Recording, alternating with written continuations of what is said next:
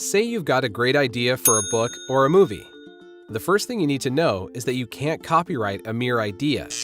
You can only copyright the original expression of that idea in a book, or an original song, a poem, or some other tangible creative work. No one examines your creative work to determine whether it merits copyright protection as they do patents and inventions.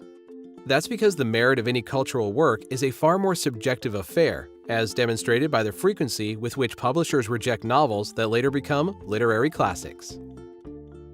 You don't need to register your original creative work to copyright it. It is legally copyrighted the moment it is expressed in a tangible form. Registration is needed only if you wish to initiate a copyright infringement suit in federal court. What kinds of creative works are copyrightable? Title 17 of the United States Code, Section 102, lists 8 broad categories of original works that are eligible for copyright. These are literary works, musical works including any accompanying words, dramatic works including any accompanying music, pantomimes and choreographic works, pictorial, graphic, and sculptural works, motion pictures and other audiovisual works, sound recordings, architectural works. This list, while broad, actually includes many more kinds of creative works than you might imagine.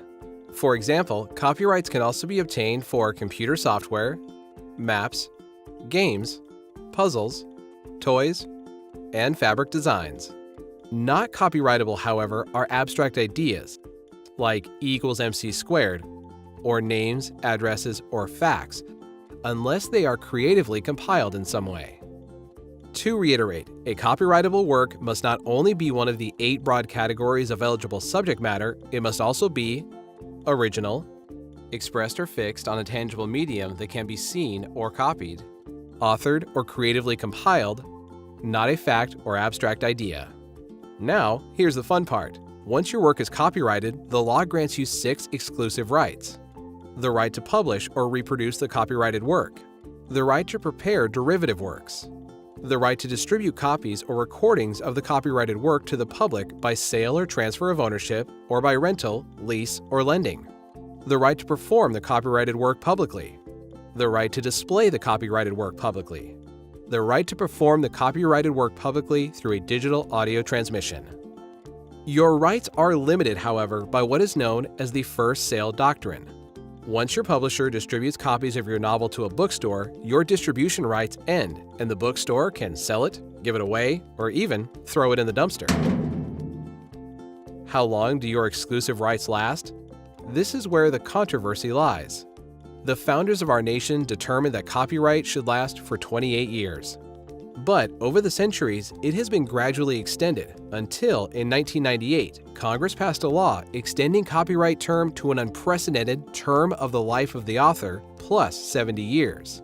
Critics called this law the Mickey Mouse Protection Act because it extended the Walt Disney Company's lucrative monopoly over its characters, brands, and merchandising. Many believe these critics have a point. The purpose of copyright law is to protect the property rights of authors to their creations so that the wellsprings of creativity do not dry up for lack of incentive. If singer-songwriters like Taylor Swift can't earn a living from their work, we won't have many singer-songwriters. But neither should copyright be so unlimited that it infringes on the public's right to knowledge and learning or inhibits the free flow of information. Ideally, copyright should strike a healthy balance between individual rights and the public good.